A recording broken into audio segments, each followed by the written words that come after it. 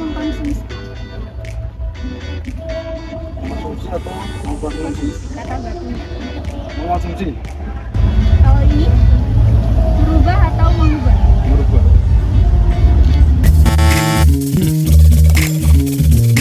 Menurut kakak, tulisan kata baku yang benar itu disilahkan atau disilakan? Disilakan. Bercermin atau bercermin? Bercermin. Nah, menurut kakaknya nih, kata baku yang benar itu menyejahterakan atau mensejahterakan? Menyejahterakan. Yang mana? Kemudian mencolok atau mencolok? Yang mencolok. Yang atas.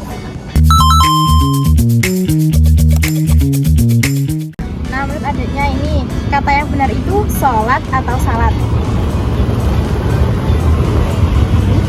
Salat. Yang ini atau yang ini? Yang ini. Yang sholat.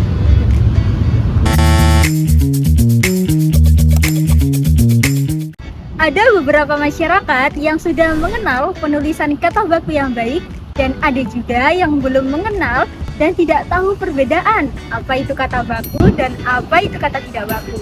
Ya, setelah kami terjun ke masyarakat, ada beberapa dari mereka yang menyebutkan kata-kata seperti merubah, mengkonsumsi, menyontek, mensejahterakan, menyolok, disilahkan, bercermin, wudhu, beduk, maupun sholat.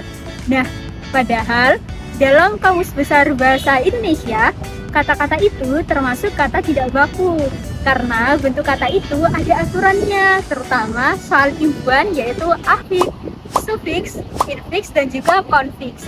Nah, jadi semua kata baku ini itu tidak hanya memudahkan dalam pelafalan saja, melainkan juga ada aturan morfologisnya. Mungkin dalam bahasa sehari-hari kita itu sering menyebutkan kata-kata yang seperti itu. Apakah itu salah? Tidak juga, tetapi penulisannya dan juga pelafalannya itu kurang tepat. Nah, simak baik-baik video ini, kami akan membuat kalian dari yang tidak tahu menjadi lebih tahu lagi. Ramadan atau Ramadan?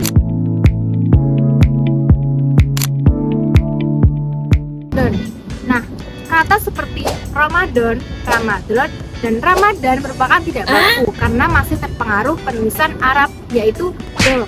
Jadi yang benar yaitu Ramadan. Salat atau sholat? Nah, penulisan sholat merupakan tidak baku karena masih terpengaruh huruf Arab yaitu so. Jadi yang benar yaitu salat. Penulisan kata baku musala dan musola yang benar yang mana? Jadi penulisan kata musola merupakan tidak baku karena masih mempertahankan huruf H khas bahasa Arab dan belum disesuaikan. Jadi yang benar yaitu penulisan musala. Masjid atau masjid?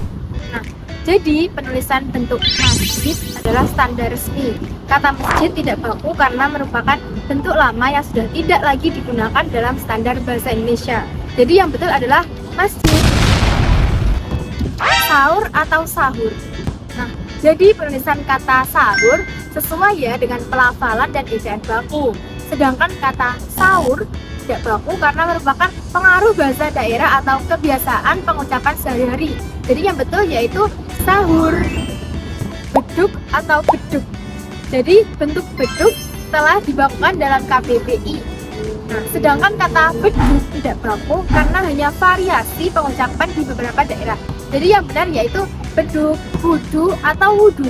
Nah, yang betul yaitu wudu karena wudu masih terpengaruh oleh bahasa Arab yaitu do. Bentuk mencampuri atau menyampuri. Nah, jadi bentuk mencampuri berasal dari awalan men dan i menjadi mencampuri. Jadi bentuk menyampuri tidak baku karena tidak sesuai aturan perubahan awalan men. Jadi yang benar yaitu mencampuri. Mengesampingkan atau menyampingkan. Jadi kata mengesampingkan berasal dari awalan men dan juga kan menjadi menyampingkan. Jadi bentuk yang tidak baku yaitu menyampingkan karena tidak mengikuti pola pembentukan kata yang benar. Jadi yang betul yaitu menyampingkan. Mengubah atau merubah? Jadi mengubah berasal dari kata ubah yang ditambah dengan awalan men menjadi mengubah. Sedangkan merubah merupakan tidak baku karena salah dalam penggunaan imbuhan. Jadi yang betul yaitu mengubah. Mempraaksarai atau memakarsai. Nah, kata memprakarsai itu berasal dari kata dasar prakarsa. Ketika diberi awalan men, huruf awal P itu menyebabkan perubahan menjadi mem. Tetapi huruf P-nya tetap dipertahankan. Oleh karena itu, bentuk yang benar adalah memprakarsai bukan memprakarsai. Disilahkan atau disilahkan. Kata disilakan berasal dari kata dasar silakan dalam bentuk pasif, yaitu digunakan awalan di sehingga menjadi disilakan. Bentuk disilahkan itu tidak tepat karena menambahkan huruf H yang terdapat dalam kata dasar. Mencolok atau menyolok. Nah, kata mencolok berasal dari kata dasar colok karena huruf awalnya C, awalan men itu berubah menjadi men. Dengan demikian, bentuk yang tepat adalah mencolok, bukan menyolok. Mengonsep atau mengkonsep. Nah, kata mengonsep itu berasal dari kata dasar konsep. Huruf awal K pada dasar akan luluh ketika mendapat awalan men. Nah, sehingga berubah menjadi meng. Oleh karena itu, bentuk bakunya adalah mengonsep, bukan mengkonsep. Menerjemahkan atau menerjemahkan. Nah, kata menerjemahkan itu berasal dari kata dasar terjemah. Huruf awal T itu berubah pengeluhan ketika diberi awalan men, sehingga berubah menjadi men. Dengan demikian, bentuk yang benar adalah menerjemahkan, bukan menerjemahkan. Mempesona atau memesona ya. Nah, kata mempesona itu berasal dari kata dasar pesona. Karena huruf awal P, awalan men itu berubah menjadi mem, dan huruf P itu tetap dipertahankan. Nah, oleh karena itu, bentuk yang baku adalah mempesona, bukan memesona. Mempengaruhi atau memengaruhi ya. Nah, kata mempengaruhi berasal dari kata dasar pengaruh. Di dalam proses pembentukannya, bentuk yang sesuai kaidah morfologi adalah memengaruhi. Bentuk memengaruhi tidak tepat karena tidak mengikuti proses peluluan dan pembentukan kata yang benar. Mempercayai atau memercayai ya. Nah, kata memercayai itu berasal dari kata dasar percaya. Dengan awalan men, huruf awal P itu menyebabkan perubahan menjadi mem, dan huruf P tetap ada. Oleh karena itu, bentuk yang benar adalah memercayai, bukan mempercayai. Memerkosa atau memperkosa ya. Nah, kata memerkosa itu berasal dari kata dasar perkosa. Sama seperti sebelumnya, huruf awal P itu membuat awalan berubah menjadi mem, dan huruf P tetap dipertahankan. Nah, jadi kata bakunya adalah memerkosa, bukan memperkosa. Mengonsumsi atau mengkonsumsi. Nah, kata mengonsumsi itu berasal dari kata dasar konsumsi, yaitu huruf awal K mengalami peluluan ketika mendapat awalan men, sehingga berubah menjadi meng.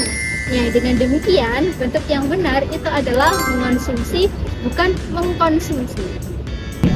Selanjutnya adalah bercermin.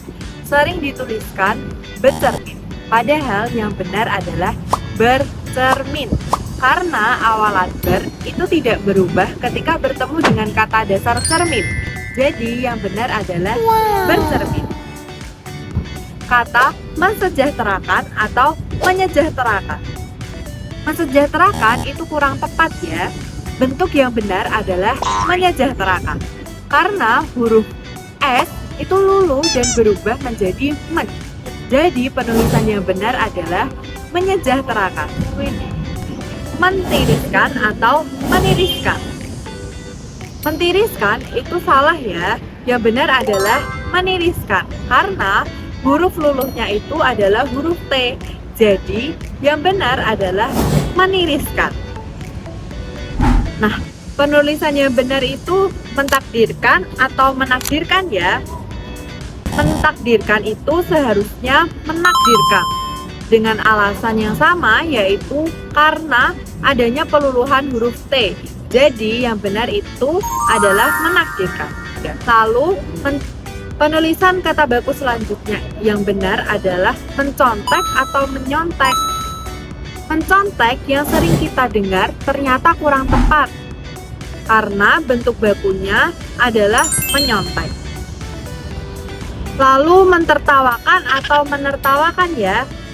Mentertawakan itu salah ya.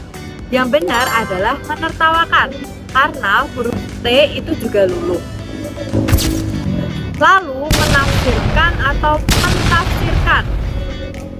Mentafsirkan juga kurang tepat ya teman-teman, karena bentuk yang benar adalah menafsirkan. Lalu mentransfer atau mentransfer. Kata mentransfer itu keliru. Yang benar adalah mentransfer. Karena kata ini merupakan serapan asing sehingga tidak mengalami peluluhan. Jadi yang benar adalah mentransfer ya. Mensyaratkan atau menyaratkan. Menyaratkan itu tidak tepat ya. Bentuk yang benar adalah mensyaratkan karena terdapat gabungan huruf sya yang tidak luluh. Dari contoh-contoh yang kami berikan tadi, dapat disimpulkan bahwa kata baku itu terbentuk dalam aturan morfologis yang jelas, terutama dalam penggunaan afiks atau tujuan. Nah, setiap perubahan bentuk kata itu mengikuti pola tertentu seperti peluluhan huruf atau penyesuaian bunyi. Oleh karena itu, penggunaan kata baku bukan didasarkan pada kebiasaan kita dalam percakapan sehari-hari ya, melainkan pada kesesuaian dan juga kaidah bahasa Indonesia yang berlaku. Dengan demikian, aturan ini kita dapat lebih cermat dalam memilih dan juga menggunakan kata baik dalam komunikasi lisan maupun tulisan. Intinya, pemahaman terhadap kaidah morfologi menjadi hal yang sangat penting, terutama bagi pelajar, mahasiswa, bahkan tenaga pendidik dan juga masyarakat, agar penggunaan bahasa Indonesia itu menjadi lebih tepat, sistematis, dan juga sesuai dengan standar kebahasaan yang benar. Pergi berjalan ke tepi taman, Melihat bunga berwarna-warni Mari kita gunakan bahasa Indonesia yang baik dan benar agar sesuai dengan aturan dan mudah dipahami.